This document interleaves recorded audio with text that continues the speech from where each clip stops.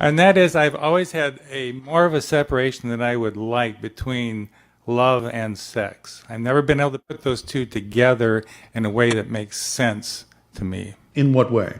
In that I can be sexual Yes. without a love connection, and I can be loving without a sexual connection. Yes, well, what's so mysterious about that? I would prefer to put the two together. Then put them together. What's stopping you? That's the question. It doesn't have to be that way in every case, in every relationship. There will be some expression of love with sex. There will be some expression of sexual energy with love, but they can be expressed to varying degrees in a variety of ways depending upon what the purpose of the relationship happens to be. You have to allow the relationship to be what it is and not place expectations on what you think it should be. Then those relationships that are representative of the ability to experience both will simply naturally evolve, naturally happen, naturally come through synchronicity if it's relevant for you to experience that in your life. Is that in our culture we have this romanticism thing Yes. that goes on where you're supposed to, quote, put the two together. Yes. And I'm wondering... But you've just said it yourself. It's a cultural thing that you've been taught that you're supposed to do. Right. That should tell you right there that That's a in big red sense, flag. It's artificial. Yeah. It's not necessarily designed in a way that allows you to experience what the relationships are really for. It allows you to impose all sorts of expectations and assumptions on it that may have nothing to do with what the relationship is in your life for.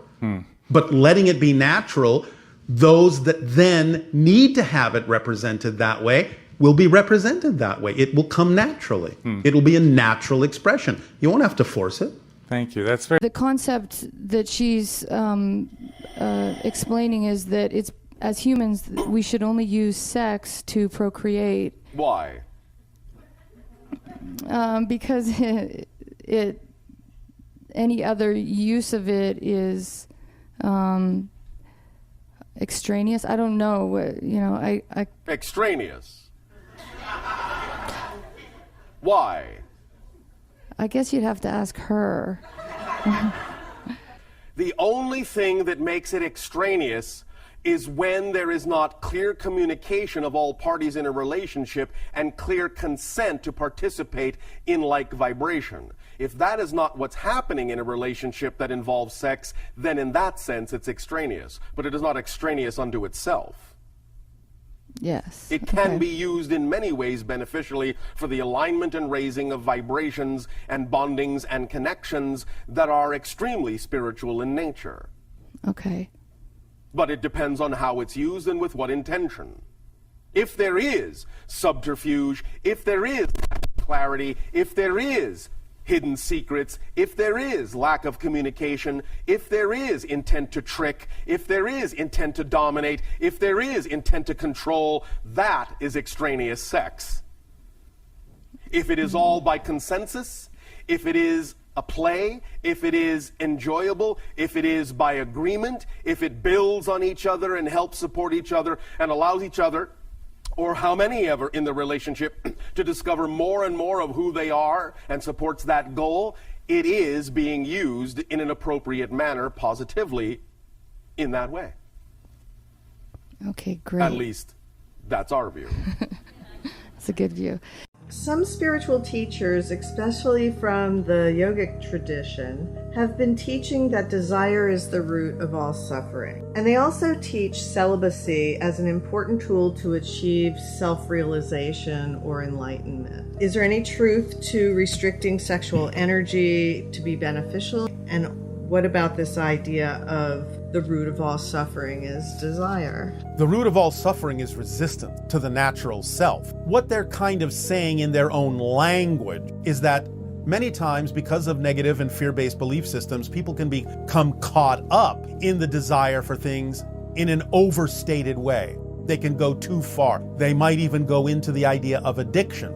But these things have more to do with belief in disempowerment than they do with the idea of actual sexual energy. Anything can be used in a positive or a negative way. So what they're simply saying is, don't do it negatively. Don't relate to these energies in a negative way. Now, for themselves in terms of promoting these particular methodology. This may have more to do simply with their belief system, that they may fear that if they don't impose those kinds of restrictions on themselves in the way that they choose to, that they might have a fear-based belief that they would overcompensate. And so they're simply putting it out there that there may be other people like them who are holding on to fear-based beliefs that would cause them to go too far in one direction, get out of balance in a way with those particular relationships of energy to themselves. So they're simply saying, if you have that particular belief system like we do, this can be of some assistance to you to do these things in this way. But still, with self-investigation, you can decide whether that technique is true for you,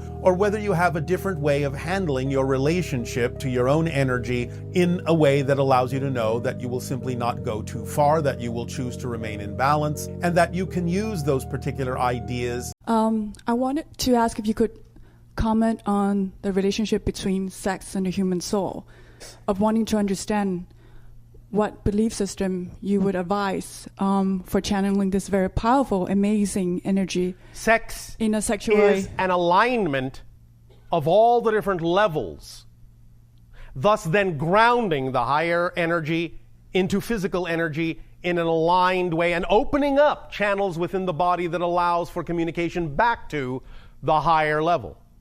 Beautiful. It is the grounding of a circuit, the completion of a circuit, and thus then once the path has been defined, it is thus then the allowance of the lightning strike to align all the centers and allow for clear communication back to the higher levels. That's its fundamental function. The idea sociologically is simply this.